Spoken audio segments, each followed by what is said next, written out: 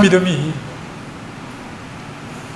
항상 증명되지 않는다는 것이 참 답답할 때가 있습니다. 그리고 우리가 믿음을 가지고 있지만 그 믿음이 많은 사람들이 기대하는 일들을 만들어내지 못할 때도 종종 있기 때문에 우리의 믿음이 때로는 썩 매력적으로 보이지 않을 수도 있습니다. 우리는 예수님을 믿습니다. 그런데 예수님은 이 세상을 지으신 분이고 세상의 모든 것보다 뛰어나신 분이고 모든 것이 그분 아래 복종하게 되는 것이지만 우리는 그 예수님을 믿지만 우리의 삶 속에는 여전히 세상이 주는 어려움이 있습니다. 우리는 예수님을 믿지만 여전히 고민이 있습니다.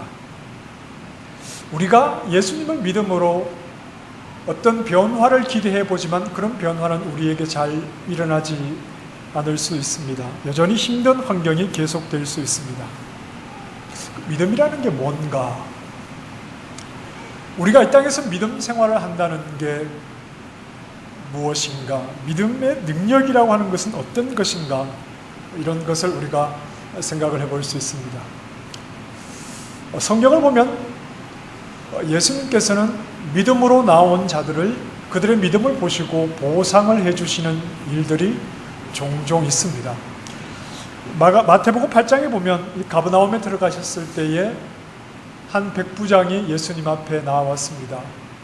자기 집에 병든 하인이 너무나 괴로워하며 누워있는데 고쳐달라고 예수님께 도움을 청합니다. 그러면서 집에까지 가실 필요가 없고 여기에서 말씀을 해주시면 됩니다. 예수님께서 이렇게 말씀하셨습니다. 내 믿은 대로 될지어다. 그러니 즉시 하인이 나았다. 성경은 이렇게 소개합니다. 누가복음 8장에 보면 12년 동안 혈류증을 앓았던 여인이 지나가는 무리 속에 예수님을 따르는 무리 속에 몰래 들어와서 예수님 뒤로와 옷자락을 붙잡습니다. 그 즉시 자기 몸에 어떤 방법으로도 고칠 수 없었던 병이 깨끗하게 나았다는 것을 즉시 알 수 있었습니다. 이 사실을 안 예수님께서 이렇게 말씀합니다. 내 믿음이 너를 구원하였으니 평안히 가라. 우리가 이런 사건들을 보면 믿음이 참 대단한 것 같습니다. 그들은 믿음을 가지고 그동안 소원했던 평생 그들의 어떤 소원, 그들이 바랐던 것을 한순간 이루어내는 것을 볼 수 있습니다. 예수님께서 그들의 질병을 고치시고 그들의 문제를 해결해 주신 것은 다른 것이 아니라 내 믿은 대로 될지어다. 내 믿음이 너를 구원하였다.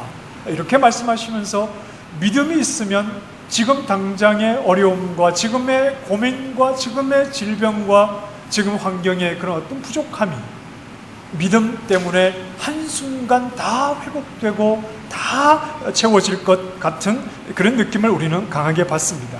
그런데 왜 나는 안 되는가? 나는 예수님을 믿고 있는데 왜 나에게는 그런 일이 일어나지 않고 나는 예수님을 믿고 있는데 왜 여전히 나는 어려움 속에 질병 속에 문제 속에 있는 것인가? 그래서 내 믿음이 부족한 것이니 믿음을 달라고 우리는 하나님 앞에 기도할 때도 종종 있습니다. 자, 여기에서 우리가 한 가지 알아야 할 것은 예수님 앞에 믿음으로 나온 사람들은 그들의 문제 해결을 위해서 한 번의 이벤트를 위해서 그들의 믿음이 필요한 것이 아니었다 하는 것을 알아야 합니다. 예수님께서 믿음으로 나온 그들을 보시고 그들의 문제를 해결해 주신 것은 그들이 믿음이 필요했던 이유가 그 하나의 문제 해결을 위해서 일회성 이벤트를 위해서 예수님이 믿음을 필요로 한 것이 아니었다 하는 것을 알아야 합니다. 물론 믿음으로 문제가 해결된 것은 사실입니다. 그러나 그것으로 믿음의 역할을 다한 것은 아닙니다. 믿음이 소원 성취의 도구가 아니라 그 후에 초점이 가 있다는 것을 우리는 생각을 해야 합니다. 요한복음 5장에 보면 베데스다 연못가에서 38년 동안 병으로 누워있던 사람을 만납니다. 그러니까 예수님께서 그를 고쳐주셨습니다. 이날은 안식일이었기 때문에 그 사람이 병에서 고침을 받고 병상을 들고 가는 것을 보고 많은 유대인들이 안식일을 어기는 것이라고, 누가 너를 이렇게 했느냐, 그 사람을 모르는 사람이 있겠습니까? 38년 동안 병자였는데 매우 못마땅하게 여겼습니다. 나중에 성전에서 그 사람을 다시 만난 뒤에 예수님이 이런 말씀을 하십니다. 보라, 네가 나았으니 더 심한 것이 생기지 않게 다시는 죄를 범하지 말라. 믿음이라고 하는 것은 지금 내가 앓고 있는 병을 낫기 위해서 믿음이 필요한 것만이 아닙니다. 네가 병에서 나았으니 다시 죄를 지어 더 중한 병이 걸리지 않도록 해야 하는 것이 예수님께서 그걸 고쳐주신 목적입니다. 무엇을 위해서 믿음이 필요한 것이냐? 어떤 사건을 위해서 우리의 믿음이 필요한 것이라기보다는 삶을 위해서 믿음이 필요한 것입니다. 물론 어떤 사건을 위해서 믿음이 필요합니다. 그러나 사건이 일어났으니, 나에게 어떤 문제가 해결되었으니 그 다음에 끝이냐, 그게 아니라 믿음은 그 사건, 문제 해결이 되는 사건 이후에 하나님 앞에서 바른 모습으로 살아가는 그 삶을 위해서 믿음이 필요하다 하는 것을 우리가 생각을 해야 합니다. 그런 의미에서 우리의 믿음은 썩 매력적으로 보이지 않을 수 있습니다. 그냥 내가 고민하고 있는, 내가 가지고 있는 문제를 해결해 주는 것으로 믿음이 역할을 다하면 이제 어떤 어려움과 질병에서 놓였으니까 또 내가 원하는 삶을 살면 되지만, 그러나 믿음은 그 사건 문제 해결이 아니라 그 이후에 하나님 앞에서 어떻게 살아가야 되느냐 하는 문제 때문에 우리에게는 정말 믿음이 필요한 것입니다. 내가 가진 믿음으로 내 환경이 개선되거나 내 부족함이 채워지는 쪽으로 나타나지 않는다. 오히려 믿음은 나를 깨뜨립니다. 나를 바꾸어 가죠. 더 이상 내 욕심을 따라 살지 않도록 나를 변화시키는데 그 믿음이 필요하다. 오늘 우리가 읽은 6장 1절 말씀에 보면 교회 안에 있는 종들을 향해서 주시는 메시지입니다. 당시 사회적으로 이 구조, 계층이 나눠 있는 그런 구조였기 때문에 이런 종들은 맨 밑바닥에서 살아가는 그런 사람들이었습니다. 아주 열악한 환경에서 살아가는 사람들이었는데 그들 중에 예수님을 믿는 그리스도인들이 있었습니다. 하나님께서 사람을 지으실 때 사람을 차별해서 짓지는 않으셨습니다. 하나님의 형상으로 지원받은 사람은 모두가 동일합니다. 야고보서 말씀에도 보면 오히려 교회 안에서 사람을 차별하게 되는 것은 악한 마음으로 서로를 판단하는 것이니 이것은 옳지 않다고 우리에게 말합니다.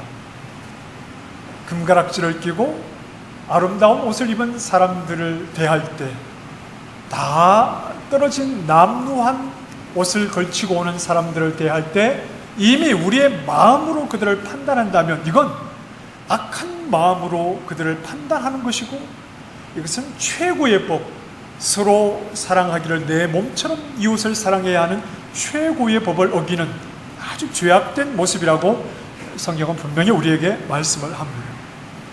그런데 현실적으로 그들이 살고 있던 사회 안에는 종이 있었습니다. 그리고 그 종을 부리는 주인들, 이런 수직적인 관계는 분명 성경적인 그러한 모습은 아니었습니다. 하지만 오늘 본문에서 바울은 종들에게 어떤 말씀을 권면하라고 하느냐 하면 이런 반성경적인 사회의 체제를 뒤집어 버려라, 이렇게 말하지 않습니다. 성경이 인정하지 않는 구조니까 종들은 주인을 향해서 저항해라, 이것이 믿음의 사람의 모습이다, 이런 식으로 선동을 하지 않았다 하는 겁니다. 오히려 종들은 자기 상전들을 범사에 마땅히 공경할 자로 알지니, 종의 자리에서 주인을 더 잘 섬기라는 겁니다. 내가 종이라면, 내가 그것도 그리스도인 종이라면 지금까지 주인을 섬겼던 것보다 더 잘 주인을 섬기라고 말씀을 합니다. 믿음의 사람은 그러해야 한다는 말입니다. 2절 말씀을 보면 좀 더 강조하는 그런 느낌입니다. 믿는 상전을 둔 종들은 자기의 상전이 믿음 안에서 한 형제가 되었다고 대충 하지 말라는 겁니다. 같은 교회 다닌다고 설렁설렁 하지 말라는 말입니다. 같은 교회에서 믿음 생활하고 한 형제 자매라고 부른다고 해서 종이라고 하는 신분을 가진 자가 예배당 밖에서도 일상 속에서도 교회에서 한 형제 자매의 그런 것들을 기대하며 대충 설렁설렁 그렇게 할 생각은 버리라는 말입니다. 교회에서 아는 사이니까 소홀히 해서는 안 된다는 겁니다. 더욱더 잘하고 더욱더 내 역할을 잘해서 그에게 유익이 되게 그렇게 해야 한다는 말씀입니다. 종의 신분에 있는 사람들에게 그들이 가진 믿음은 종이라고 하는 이 신분을 탈피하기 위한 도구가 아니었습니다. 더 나은 신분과 더 나은 환경으로 나아가는데 그들의 믿음이 쓰였던 것이 아니었습니다. 믿음은 종의 신분에 있는 자들에게 더 나은 것을 기대하라고 말씀하지 않습니다. 너희는 비록 지금 종이지만 너희에게는 믿음이 있으니 더 나은 삶을 살게 될 것이니까 조금만 참으라, 이렇게 말씀하는 것이 아닙니다. 지금의 환경 속에서 비록 이 환경이 성경적이지 못한 환경이라 하더라도 억울해하지 말고 그 자리에서 어떻게 하면 내가 믿는 하나님의 이름이 더 귀하게 드러날까? 그것을 생각하면서 하나님을 생각하는 마음으로 주어진 일을 더 열심히 하라, 이렇게 권면을 하는 겁니다. 베드로 전서에도 비슷한 말씀이 있습니다. 자, 가보십시다. 베드로 전서 2장으로 한번 가보겠습니다. 379쪽입니다. 베드로전서 2장 18절에서 20절까지의 말씀입니다. 같이 읽어보실까요? 시작. 사환들아, 범사에 두려워함으로 주인들에게 순종하되 선하고 관용하는 자들에게만 아니라 또한 까다로운 자들에게도 그리하라. 부당하게 고난을 받아도 하나님을 생각함으로 슬픔을 참으면 이는 아름다우다. 죄가 있어 매를 맞고 참으면 무슨 칭찬이 있으리. 그러나 선을 행함으로 고난을 받고 참으면 이는 하나님 앞에 아름다움이라. 이들 역시 사환이라는 신분을 가진 자들이었습니다. 이들에게는 믿음이 있었지만 사환이라는 사회적 신분으로 때로는 까다로운 주인들을 섬겨야 했습니다. 그런 주인 아래에 있는 것은 분명히 고난입니다. 그들은 믿음 안에 있고 그들의 신분은 사환이고 그들이 섬기는 자들은 때로는 굉장히 까다롭고 말도 되지 않는 것을 종에게 시키고 어떤 인격체로 자신을 대하지 않고 하나의 물건처럼 자기를 취급하고 이런 아주 못마땅하고 못된 그런 주인도 있었다는 겁니다. 그들 아래에서 그들을 섬기는 것은 분명히 고난입니다.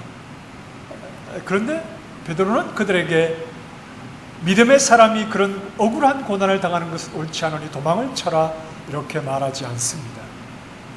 부당하게 고난을 받아도 하나님을 생각함으로 슬픔을 참으면 이는 아름다우나 그랬습니다. 종이라고 하는 신분은 당시 사회에서는 있어라 마나한 신분일 수도 있습니다. 사회가 크게 관심 갖지 않는 그런 신분, 사회가 그들을 위해서 무언가 정책을 만들고 그들의 인권을 위해서 일하는 그런 일은 없습니다. 그들이 믿음이 아무리 좋다고 해도 종이라고 하는, 사원이라고 하는 신분으로는 무언가 사회에 영향력을 끼치기는 굉장히 힘들었던 그런 환경이었습니다. 그들은 종이요, 사환이요, 사람들에게 무시를 당하는 자리에 있었습니다. 그들에게 특별히 기대할 것이 없어 보입니다.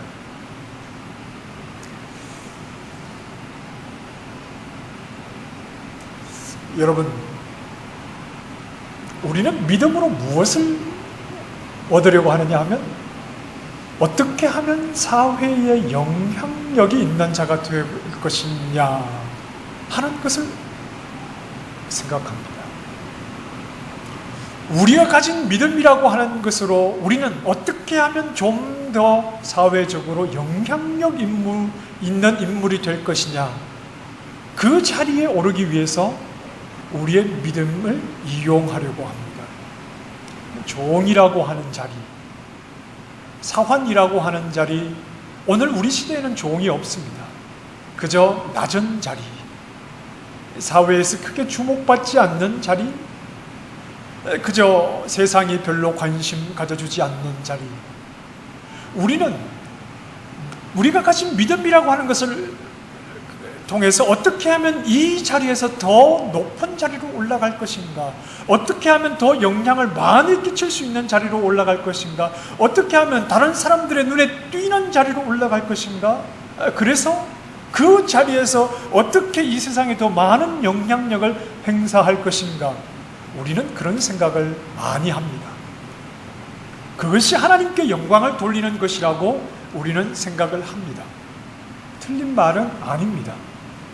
그러나 전부도 아닙니다. 그 말이 옳은 것도 아닙니다. 오늘 말씀은 종들에게 사람들의 눈에 띄는 자리로 올라가라, 너희는 믿음의 사람이니까, 이렇게 권면하는 게 아닙니다. 그 자리가 어떤 자리든지 너희가 믿음의 사람이라면 그 자리에서 하나님의 이름에 욕먹지 않도록 하나님을 생각하며 하던 일을 더 열심히 하라는 겁니다. 어떻게 하면 나에게 새로운 세상이 올까? 그러한 것들을 바라지 말고 지금 그 자리에서 남들이 알아주든지 알아주지 않든지 그 자리에서 하나님을 믿는 믿음의 사람답게 최선을 다하는 것이 중요하다고 권면하는 겁니다. 믿음의 사람들이 가장 많이 언급하는 성경의 인물은 다니엘입니다. 요셉입니다. 남의 나라에서 또는 포로의 후의 신분으로 아주 높은 자리에 오른 그런 사람들, 엄청난 영향력을 행사한 사람들이기 때문에 그렇습니다. 우리도 자꾸 그런 사람들을 우리 신앙의 어떤 모델로 삼아 우리 자식들에게도 그렇게 말합니다. 너도 다니엘 같은 사람이 되어야 한다. 너도 요셉 같은 사람이 되어야 한다.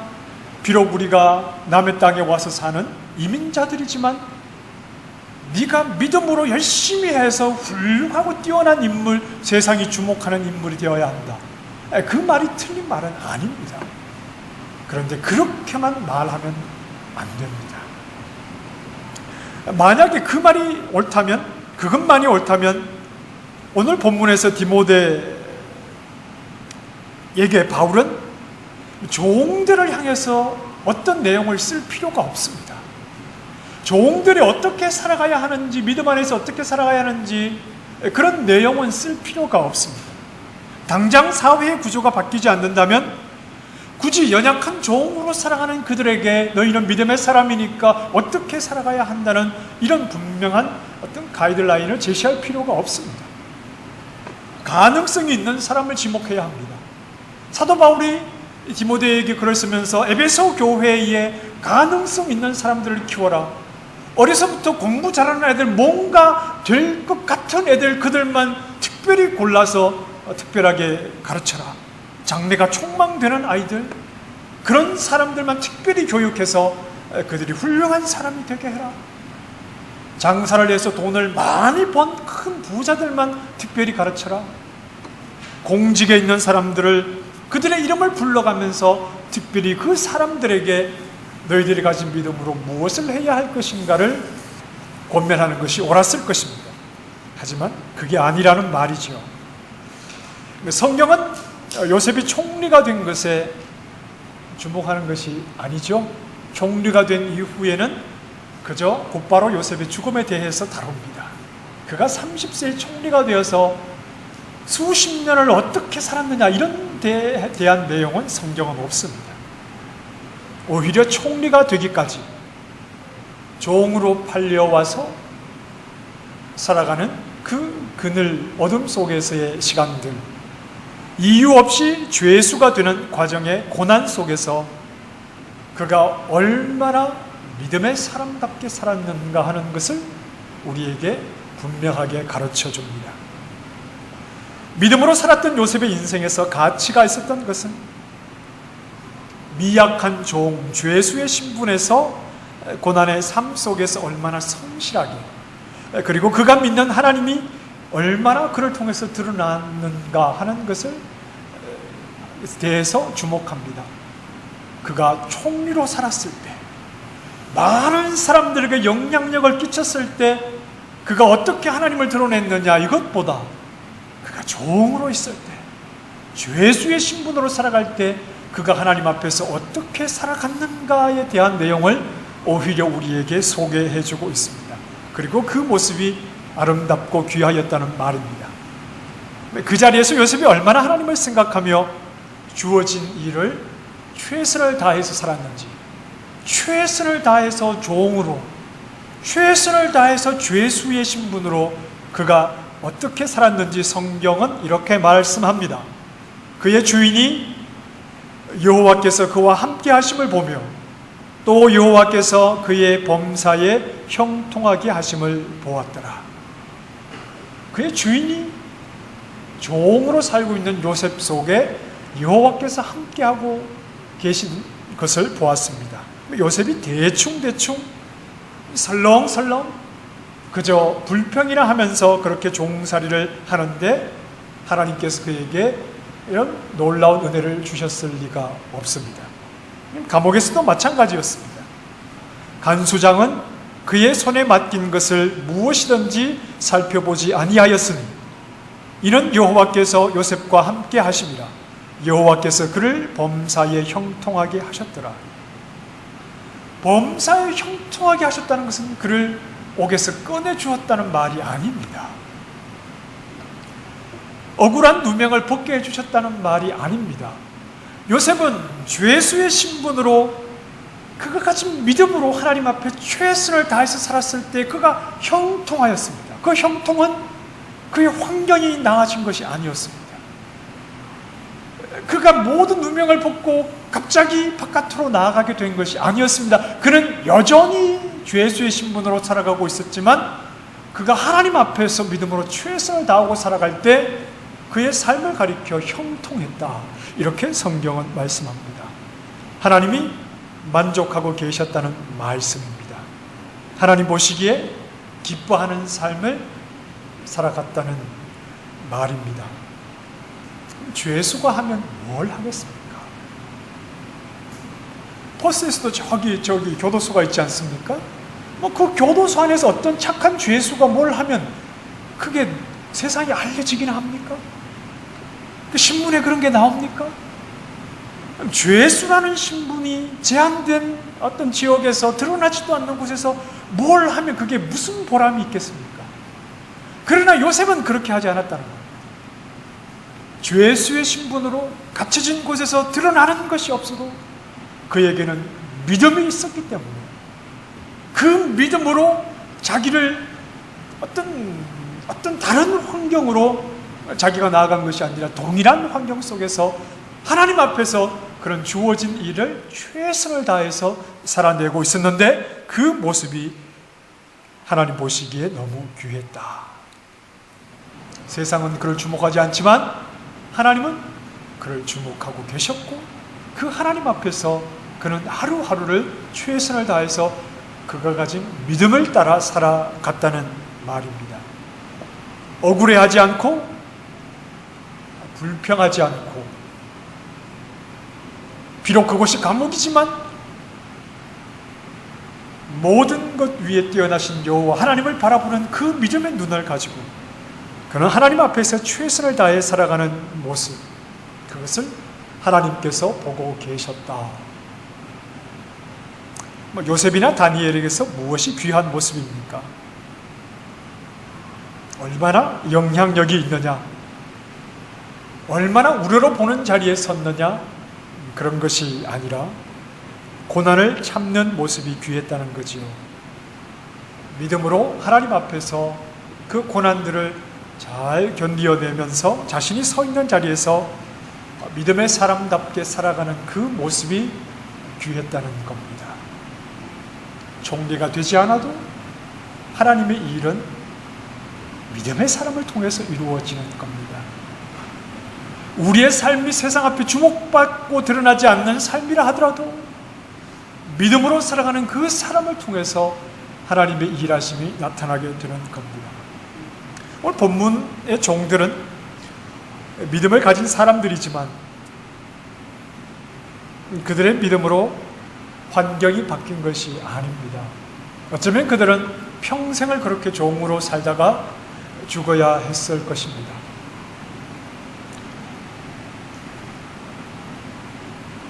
그들은 종이라는 신분에서 갑자기 자유를 얻은 것도 아닙니다. 그러나 믿음이 주목하는 것은 어떤 사건이 아니라고 했습니다. 꾸준히 살아가는 삶입니다. 믿음의 능력은 나를 살아가게 하는 능력입니다. 믿음의 능력은 나의 환경을 바꾸는 능력, 그것이라기보다는 믿음의 능력은 나를 살아가게 하는 능력입니다. 그 자리가 어떤 자리이든지 그 자리를 하나님 앞에서 살아가게 하는 능력, 이것이 바로 믿음의 능력입니다. 종이라는 자리에서 때로는 억울한 고난을 당하는 자리에서 그래도 믿음으로 살아가는 그 모습이 귀한 겁니다. 환경을 바꾸는 것이 귀한 것이 아니라 동일한 상황에서 하나님 앞에서 꾸준하게 살아가는 그것이 바로 믿음이 우리에게 주는 능력이다 하는 겁니다. 세상이 주목한다고 하나님도 주목하시는 것은 아닙니다. 세상이 무시한다고 하나님이 무시하는 것도 아닙니다. 오히려 하나님은 고난의 자리, 섬김의 자리에서, 표신하지 않는 자리에서 하나님을 생각하며 믿음으로 최선을 다해 살아가는 그 사람을 귀하게 여기신다. 우리가 왜 높은 자리에 오르고 싶습니까? 세상이 주목하기 때문에. 그러나 우리는 낮은 자리에서도 믿음으로 살아갈 때 세상보다 크신 하나님이 나를 주목하고 계시다는 것을 알아야 합니다. 여러분, 삶의 형편들이 어떠십니까? 미약하십니까? 내가 이래가지고 뭘 하겠나 이런 생각이 드십니까? 큰 꿈을 가졌었는데 결국 시간이 지나면서 내 인생도 별것 아닌 것으로 끝나는구나, 혹시 그런 생각을 가지고 계십니까? 오늘 본문은 우리에게 말씀합니다. 인내해라.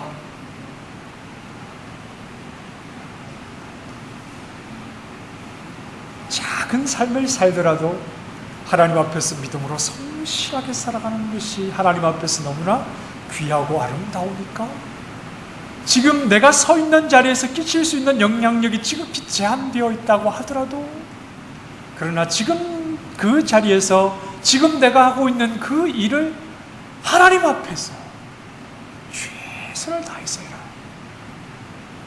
내가 무언가를 해서 영향을 끼치려고 하지 말아라. 내가 어떤 능력으로 무언가를 하려고 하지 말아라. 비록 표신하지 않고 큰 흔적이 없다 하더라도 그 자리에서 최선을 다해서 내 삶의 작은 바운더리 속에서 하나님 앞에 믿음으로 살아나갈 때 그 모습이 하나님 앞에 귀하고 아름다운 것이고, 그 자리가 어떤 자리든지 믿음으로 살려면 반드시 어려움과 고난이 있을 텐데, 그럼에도 믿음을 포기하지 않고 믿음의 사람으로 아무도 알아주지 않아도 성실하게 살아간다면 그 모습이 하나님 앞에 너무나 귀한 것이다. 이렇게 우리에게 말씀하는 겁니다. 여러분, 우리는 믿음의 사람들이니 인생의 성공 실패를 믿음 없는 세상 사람들에게 맡기지 마십시다. 믿음 없는 세상 사람들이 우리를 보고 너는 성공, 너는 실패, 그런 것은 우리에게 별 의미가 없지 않습니까? 하나님 말씀이 우리에게 무엇이라고 하는지 우리는 그것에 주목해야 합니다. 우리가 서 있는 자리에서 믿음으로 살아내는 데는 용기가 필요합니다. 세상을 이기는 용기입니다. 그러나 믿음의 사람은 세상 앞에 무너지지 않습니다. 너무 세상적으로 잘 나가려고 하지 마십시오. 그것이 믿음의 유익이 되지 않는다면 과감하게 선을 그어 절제를 하십시오. 어떻게 하면 내가 믿음의 사람으로 하나님 앞에서 잘 살아갈 수 있는가를 생각하고 그 환경을 만드는데 열심을 내는 것이 더 낫습니다.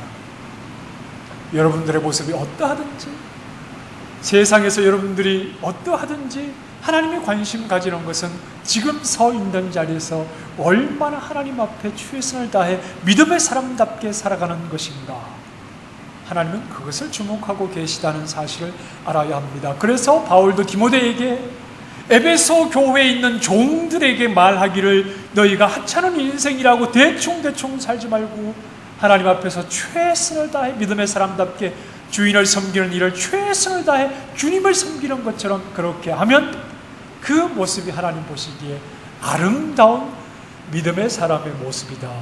이렇게 말씀하는 겁니다. 믿음의 사람답게 살아가시기를 바랍니다. 세상 사람들이 나에게 해주는 그런 말들에 너무 현혹되지 마십시오. 사람들은 시기심이 있어서 나한테 내가 성공을 하면 축하한다고 말하지만 속으로는 배 아파합니다. 굳이 그런 말 듣고 기분 좋으려고 하지 마시고, 성공할 수 있어도 적당히 선을 긋는 그런 절제를 좀 가지시면서 하나님 앞에서 믿음으로 살아가기 최선을 다하는 신실한 종들이 되시기를 바랍니다. 하나님께 기쁨 드리는 믿음의 종들이 되시기를 바랍니다. 기도하겠습니다. 하나님, 우리가 세상의 종이 되었